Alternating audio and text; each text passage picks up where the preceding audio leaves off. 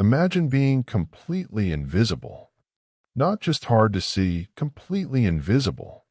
That's what it felt like to fly the F-117 Nighthawk.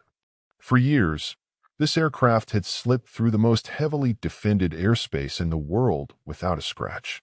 Enemy radar systems couldn't find it. Anti-aircraft missile batteries couldn't lock onto it. It was, for all practical purposes, a ghost. Military planners were so confident in its stealth capabilities that they sent it on some of the most dangerous missions of the era without hesitation. And every single time it came home. Until one stormy night in 1999, when a small team of determined men with an old radar system and a sharp eye changed the course of military history forever. This is the story of how the world's most advanced stealth aircraft was brought down and how the man inside it survived to tell the tale. Just a quick note before we dive in, this video is for informational and educational purposes only. Everything you're about to hear is based on documented historical events and publicly available accounts from those involved. To understand why that night was so extraordinary, you first need to understand just how revolutionary the F-117 Nighthawk actually was. This wasn't a fighter jet in the traditional sense. It didn't win battles by being faster or more agile than the enemy. It won by being undetectable. The aircraft's entire design, from its sharp angular panels to its radar-absorbing surface coating, was built around a single goal: to reflect as little radar energy as possible back to any receiver on the ground. The result was remarkable. A plane that stretched over 60 feet in length would show up on conventional radar systems as something roughly the size of a tennis ball, sometimes even smaller. For the men operating those radar stations, it was like trying to catch a shadow. By the spring of 1999, the Nighthawk had accumulated an almost mythical reputation. It had flown combat missions in some of the most contested airspace on the planet and had never once been seriously threatened. Military planners trusted it completely. So when NATO forces needed to strike targets deep inside Serbia during the conflict in the former Yugoslavia, the Nighthawk was the natural choice. It could go where other aircraft couldn't. It could fly at night, slip past defenses, deliver its payload with precision, and disappear before anyone on the ground even knew it had been there. On the night of March 27, 1999, Lieutenant Colonel Daryl Zelko climbed into the cockpit of his Nighthawk and prepared for another mission deep into Serbian territory. His target was a military command center in Belgrade. It was exactly the kind of high-risk, high-value strike that the Nighthawk existed to carry out. Zelko was an experienced pilot. He had flown the aircraft before and had every reason to believe that this mission would go the way every other mission had gone. Clean, precise, and undetected. He took off into the dark, stormy night and pointed the nose of his aircraft towards Serbia. He wasn't flying entirely alone, at least not at first. A group of F-16 Vipers had been assigned to escort him toward the border. These jets were armed with missiles specifically designed to hunt and destroy enemy radar systems. The idea was simple.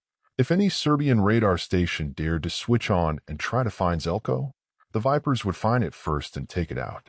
It was a smart tactical layer of protection on top of the Nighthawk stealth. But then, because of the severe weather over the region that night, a command came through over the radio that changed everything. The escorting Vipers were ordered to turn back immediately and return to base. The conditions were too dangerous for them to continue. And just like that, Zelko was alone. Completely alone, deep in hostile airspace, with no escort, no backup, and nothing between him and the enemy except the stealth technology wrapped around his aircraft. While Zelko was cutting through the dark skies above, a very different kind of preparation was taking place on the ground below. Lieutenant Colonel Zoltan Dani commanded a Serbian surface-to-air missile battery.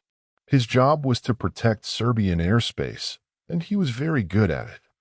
But in 1999, defending against NATO air power was an almost impossible task. The alliance had overwhelming technological superiority. Their aircraft were faster, more sophisticated, and thanks to the Nighthawk, increasingly invisible to conventional radar. Danny knew this. He had watched the situation develop and he had spent a great deal of time thinking about how to level a playing field that was thoroughly tilted against him. The key insight that Danny had was rooted in basic physics. The F-117 stealth technology was optimized to defeat high-frequency radar systems, the kind of modern, sophisticated radar that most military forces use for targeting. But older, lower-frequency radar systems operated on a completely different wavelength. The Nighthawk's angular design, while brilliant at scattering high-frequency signals, was far less effective against radar operating at much lower frequencies. The catch was that low-frequency radar systems were considered outdated by modern military standards. They were imprecise. They had trouble distinguishing real targets from background noise like clouds and rainfall, and they couldn't provide the kind of accurate targeting data needed to guide a missile onto a fast-moving aircraft. They were, in most people's estimation, obsolete relics. But Danny didn't see them that way. He saw potential. He had access to a Soviet-era P-18 early warning radar, a relic from a previous generation of military technology. Under normal circumstances, nobody would rely on this system to engage a cutting-edge aircraft in combat. But Danny had spent time studying its capabilities and its limitations carefully. He believed that if conditions were right, and if he was patient enough, he might be able to use it to find what no other system could find. He had also received intelligence suggesting that NATO aircraft, including stealth planes, will be operating in his area that night. So Danny gathered his crew, positioned his battery, and waited. He told his men to keep the radar switched off for as long as possible. Every moment it was broadcasting, it was advertising their position to NATO's anti-radar missiles. He would only switch it on when he felt the moment was right. That moment came when Zelko's Nighthawk was approaching his position.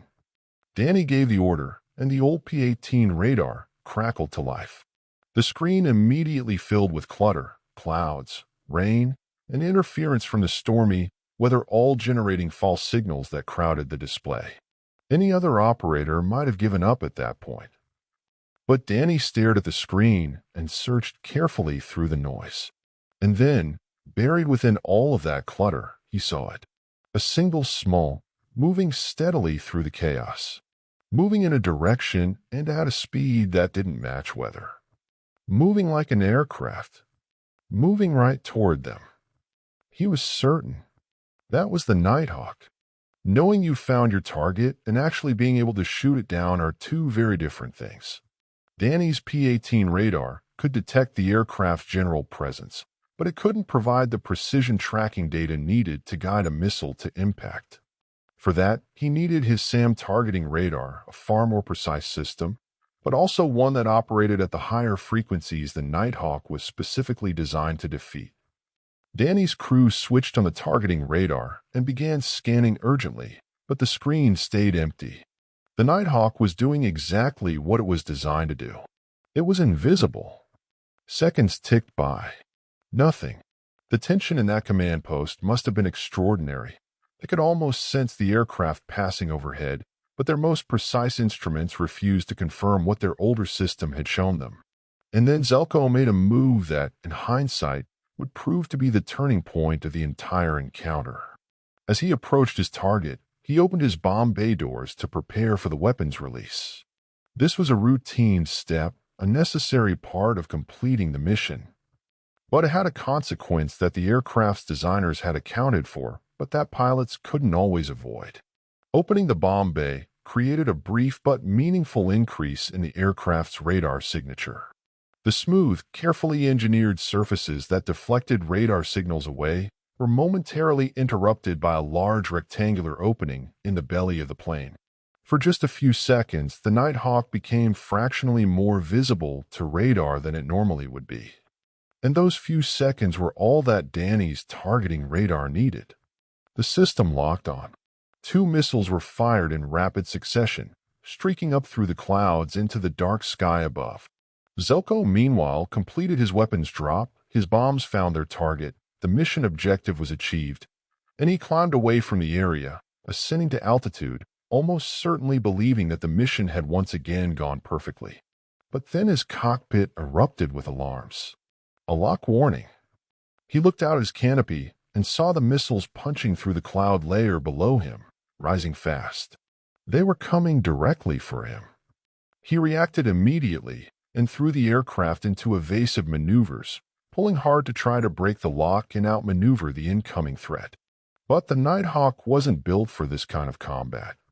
It had no electronic countermeasures to jam the incoming missiles. It carried no chaff, the metallic cloud of particles that other aircraft could release to confuse radar-guided weapons. Its entire defensive strategy was invisibility, and that invisibility had just been stripped away. Everything now depended entirely on Zelko's skill and reflexes, and on whatever luck the night had left to offer him. The first missile, remarkably, malfunctioned. It streaked past his aircraft without detonating. One of those extraordinary moments where mechanical failure intervenes at the most improbable time. But the second missile was functioning perfectly. It detonated in close proximity to the aircraft, and the explosion sent a storm of razor-sharp shrapnel tearing through the left wing of the Nighthawk. The left side of the aircraft was devastated. The plane immediately lost control and entered a violent, uncontrolled spin, trailing fire and debris as it tumbled through the night sky. The Ghost had been hit. Inside that spinning, burning cockpit, Zelko was fighting for his life against forces that threatened to pin him in place and prevent him from doing the one thing that might keep him alive.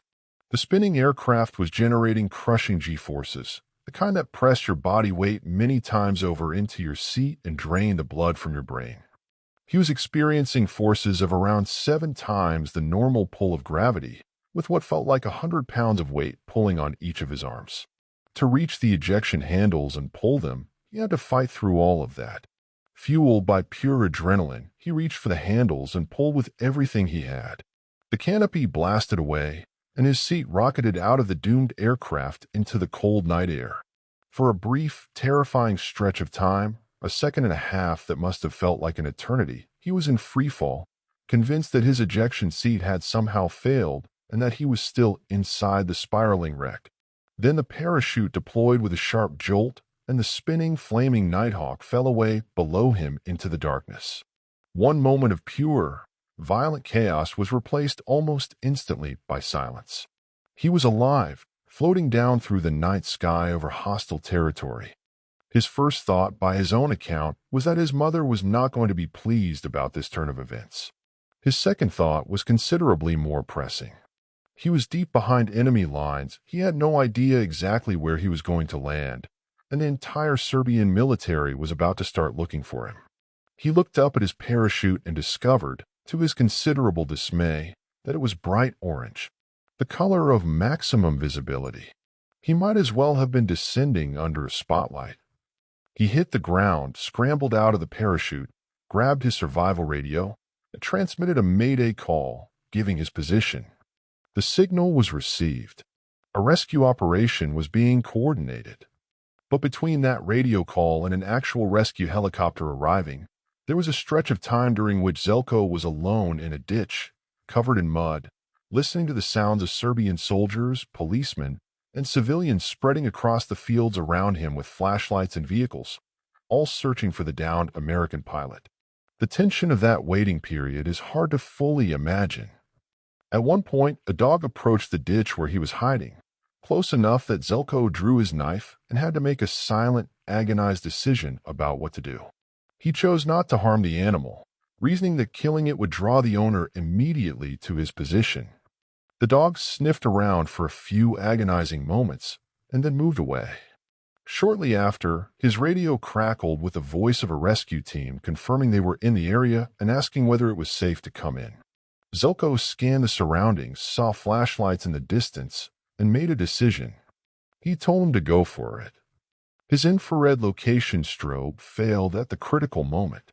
With enemy searchers closing in and the rescue helicopter circling overhead unable to spot him, Zelko made the only call left available to him. He popped a bright emergency flare, lighting up the area around him like a beacon, visible to the rescue crew above and to every enemy patrol within a significant radius simultaneously. The helicopter swept in fast. Zelko ran for it, and within seconds he was aboard and lifting away from the field. The enemy patrols arrived at the landing site moments after the helicopter had already gone. The downing of the F-117 Nighthawk on that March night in 1999 sent a profound signal through the global military community. It was the first, and to this day remains the only time in history that a stealth aircraft has been shot down in combat. The implications were significant. Not because stealth technology had suddenly become useless, but because it demonstrated something that military planners had sometimes allowed themselves to overlook. No technological advantage is absolute. No system is undefeatable. Given enough ingenuity, patience, and the right conditions, even the most sophisticated weapon can be countered. Danny and his crew didn't defeat the Nighthawk with superior technology. They defeated it with creative thinking.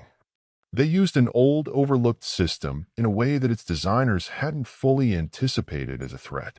They exercised patience, switching their radar on only at the critical moment to minimize their own exposure.